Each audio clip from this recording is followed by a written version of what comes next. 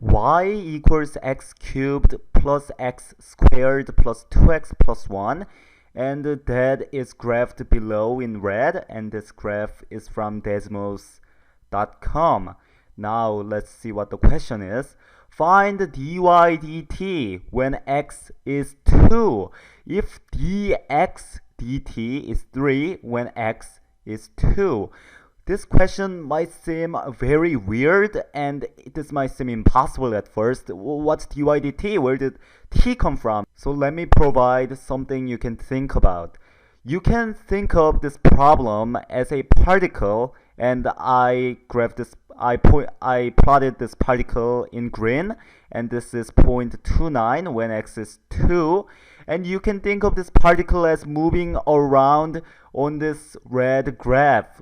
Maybe this particle is moving this way, it's starting there, and it's keep on moving, and it's reaching 0.29. Maybe it's coming back, we don't know.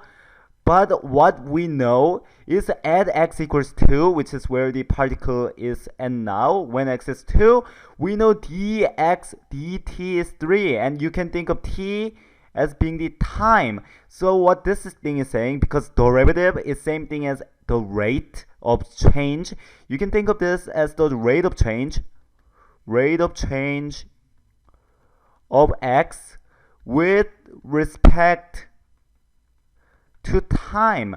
So what dx dt is 3 is saying is when x is 2, this particle is moving to the right at the rate of 3. Obviously this particle might be moving up, but as it's moving up, because it's not moving up straight, it's moving up something like this, the x component of its velocity, or x component of its rate of change, is 3. So it's moving 3 units to the right per second as this particle is moving through this graph.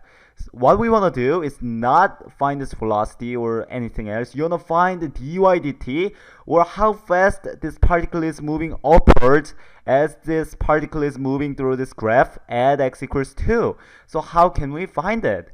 Well, we want to find dy dt, and obviously if we take derivative with respect to time of both sides of this equation, you're going to have dy dt on the left side of the equation. So why don't we try this? Let's try differentiating with respect to time. When we differentiate with respect to time for y, you get dy dt. And when we differentiate with respect to time for this part, well, derivative of x cubed is 3x squared. And since you're differentiating with respect to time, and you have x cubed instead of t cubed, you have to multiply by dx dt, and you have plus derivative of x squared, or 2x, and since this is x, dx dt, plus 2 times derivative with respect to time of x, or dx dt, and derivative of 1 is 0.